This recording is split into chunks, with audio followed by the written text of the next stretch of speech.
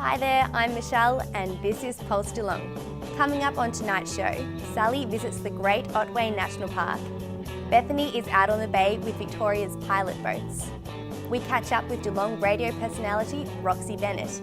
And we hear music from some of the girls at Matthew Flinders Girls Secondary College. But first up, here's Jarrod at enchanting Fairy Park. Hi, this is Jarrod for Pulse Television, here at Fairy Park in Anakie. I'm suitably attired, I've got my King's cape on, so let's go have a look inside.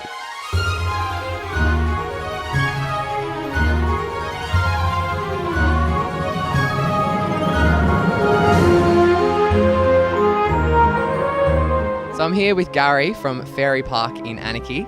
How did Fairy Park come about? Jarrod, it started with my grandfather. He had the idea to build a fairy park out in Anakie, and that's where it all started from. So how long has it been in operation? Opened in 1959, which is a long time ago, so it's been going over 50 years. And so you're the main guy that runs it now? Yeah, I'm the main man, yes, the King Pooh Bar. So yeah, we do our best to keep it looking good and keep it looking new and refreshed. So you said it's been open for 50 odd years. How much actual physical labour has it taken to make this place? Oh look, it's taken 3 generations of our family to build this place. We do have a few helpers over the years. We've had a few helpers that have helped us along the way, with notable exception. We've had a bricklayer employed here for 20 years who did a great job and built a lot of the things that you see, but the vision's always been within the family. So how many attractions do you have here? Oh look, there's over 22 displays of different fairy tales. All your favourites are up here, your Rumpelstiltskins, your Pinocchios, your Cinderellas, so they're all up here, as well as Camelot Playground, which is an awesome adventure playground. And so what can families expect when coming to Fairy Park here? Oh well, it's a great day out for families, Jarrod, because you can bring a picnic, you can either buy your fish and chips here or whatever, but you can stay here for the whole day, let the kids have a lot of fun, bring some friends, have a family gathering, and it's not expensive. It's an awesome place just to come and enjoy the countryside and let the kids enjoy a few fairy tales and get away from the Xbox and the PlayStation for a while. So I've got Justine here from Good Samaritan Primary School in Roxburgh Park. How are you today? Good, thank you. So what ages are the kids that you've got with us today? We've got grade 1, so they're 6 or 7 years of age. Okay, so what is your main aims today to teach the kids here at Fairy Park?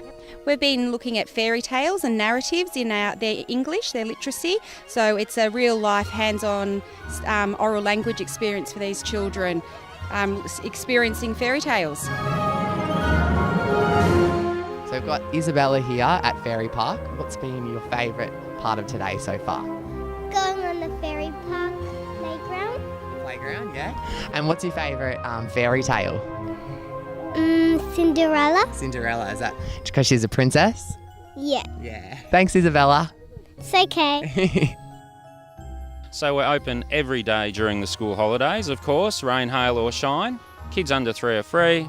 Come along and grab yourself a spot in the picnic grounds. You can book online or for a birthday group, but we're also very popular for school excursions as well. So if the local primary schools or anyone around wants to, just go onto our website, follow the links and you'll find out all about it. All right, well, cool. Thank you, Gary, for joining us today.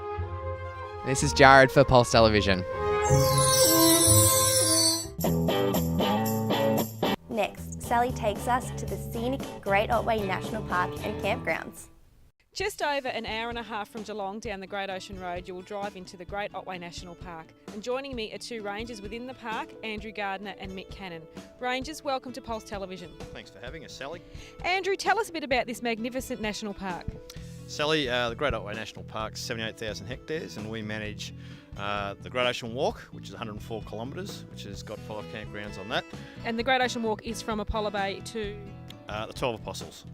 And we also have some driving campsites as well at Blanket Bay, Joanna, Eyre River, and also here at Parker Hill. There's lots of good fishing, diving, day walks, overnight walks, so we sort of cater for most people. There is a couple of waterfalls, so Carisbrook Falls on the Great Ocean Road. We also have Hopeton Falls, Sabine Falls, and Beauchamp and Stevenson Falls, which are actually in Otway Forest Park, just in the hinterland.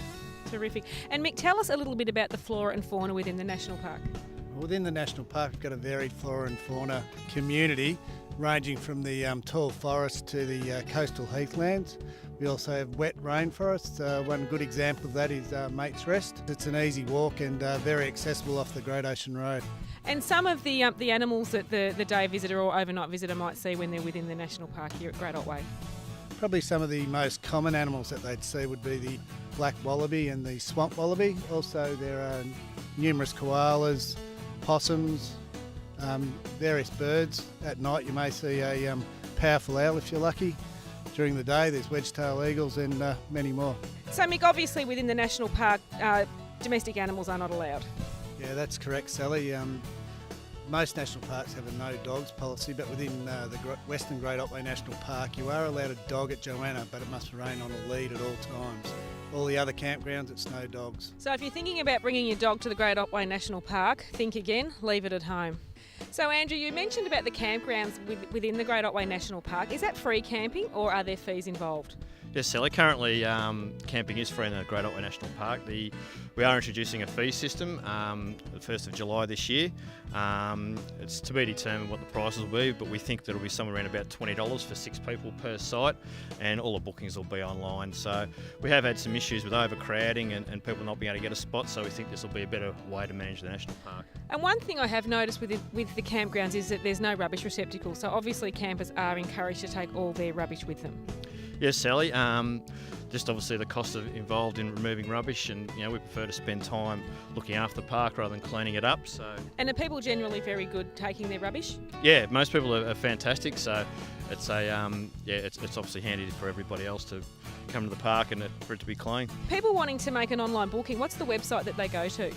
Just the Parks Victoria website, just parks.vic.gov.au, or they can just ring up on 13 1963. Well, there's no doubt about it. I get all the glamorous jobs here at Pulse Television, and these newly designed and constructed toilets here at Parker Hill in the Great Otway National Park are fantastic, and these facilities are available within all the campgrounds within the Great Otway National Park. There is even a vanity with running water. The only thing missing from this vanity is a mirror and a plug to put your hairdryer in, but we can only live in hope. If you're looking for somewhere to go, the campgrounds within the Great Otway National Park are absolutely fantastic and plenty to see and do. Fishing, diving, bushwalking, everything. So if you're looking for something to do this weekend, give it a thought.